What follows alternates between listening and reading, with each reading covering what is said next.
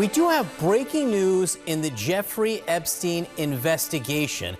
Democrats on the House Oversight Committee, minutes ago, literally, releasing emails that they say were written by Jeffrey Epstein that explicitly, specifically mentioned Donald Trump by name and in context that we really haven't heard before.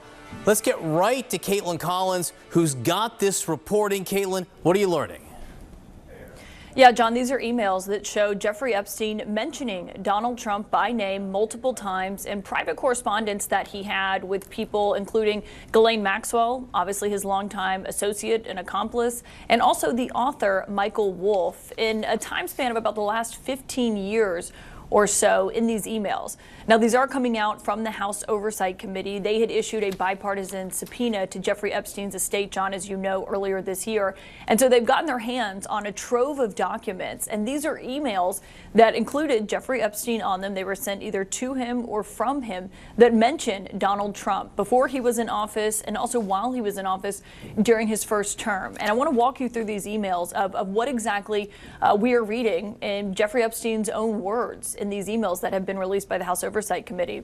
And in one of them, Jeffrey Epstein says, and I should note, Trump did not send or receive any of these messages. He's not a party to these emails, John, but these are emails from Jeffrey Epstein to Ghislaine Maxwell. This is one from April 2nd, 2011. And in this email, Jeffrey Epstein writes to Ghislaine Maxwell and says, quote, "I want you to realize that the dog that hasn't barked is Trump.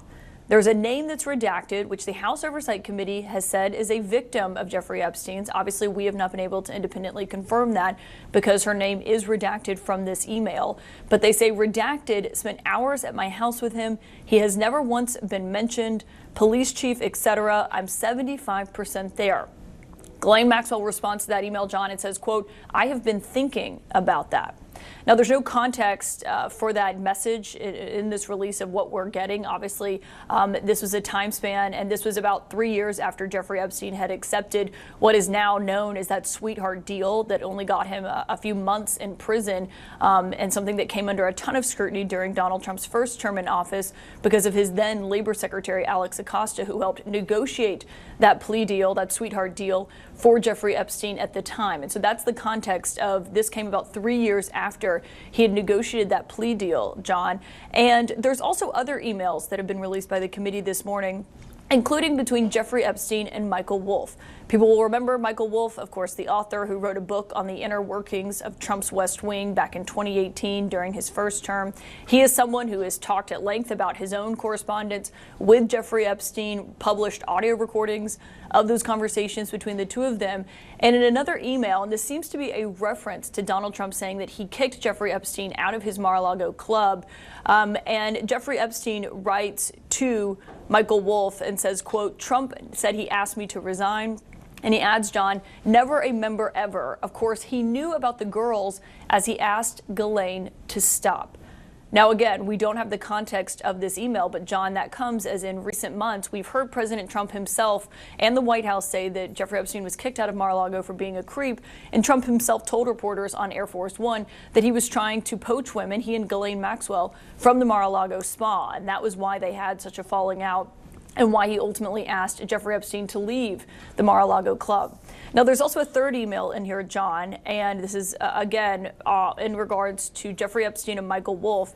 And Michael Wolff emails Jeffrey Epstein, and this is back in December 15th, 2015, so the height of the 2016 campaign, just to put that in perspective for you. And it was the day of a CNN Republican primary debate. And Michael Wolff says, quote, "I hear that CNN is planning to ask Trump tonight about his relationship with you, either on air or in a scrum afterwards." And Epstein wrote, "If we were able to craft an answer for him, what do you think it should be?" Michael Wolff responded at length, John. I'll summarize it, but he said in regards to Trump, "I think you should let him hang himself. If he says he hasn't been on the plane or to the House, then that gives you a valuable PR and political currency. You can hang him in a way that potentially generates a positive benefit for you. Or if it really looks like he could win, you could save him generating a debt." Now, I'll note, John, we looked at the transcript of that CNN debate from December 2015. There's no mention of Jeffrey Epstein in there. And of course, as I mentioned, Donald Trump himself is not a party to these emails. But what this shows is Jeffrey Epstein mentioning Donald Trump by name multiple times at a moment here in Washington when their relationship has come under incredibly intense scrutiny, John. Caitlin, as you mentioned multiple times, we just don't have the context surrounding any of these emails. But that first email you read, the language absolutely jumps out to me. This is April 2nd, 2011.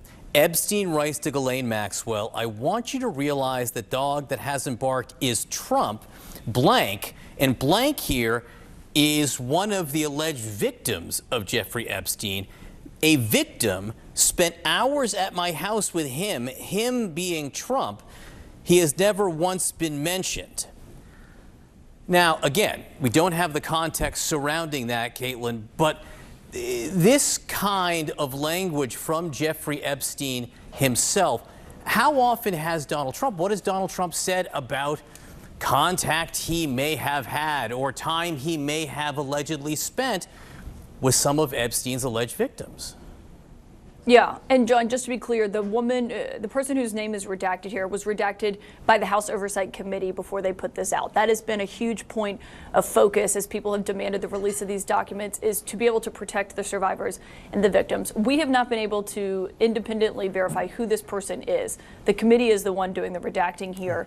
But obviously he is referencing someone who Jeffrey Epstein says in this email from 2011 that spent time with Donald Trump at his house. And so we've asked the White House for comment on this morning. Obviously, these are emails that predate his time in office this term. They span about 15 years, this correspondence that's being released.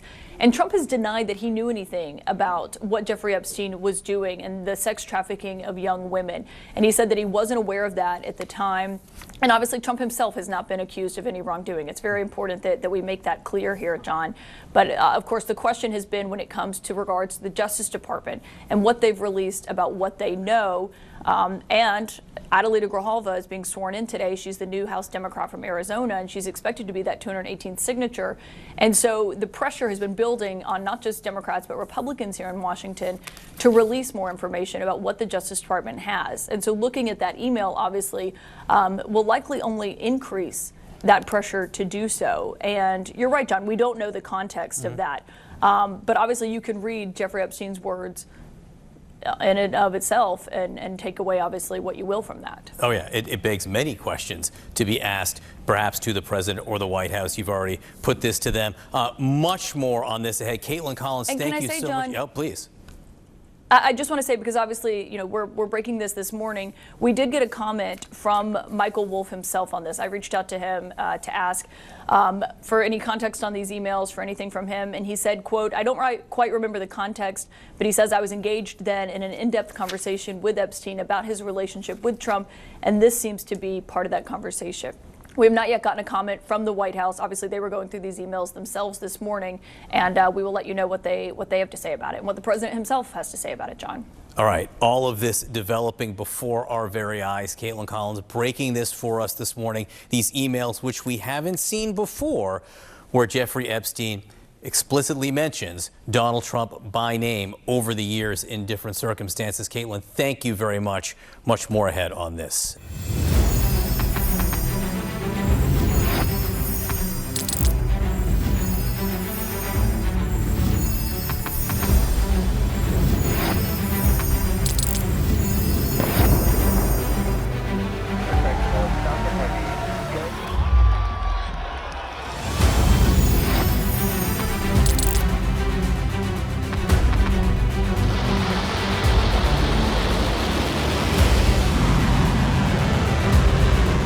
Been fighting so long and so hard that they don't know what the they're doing.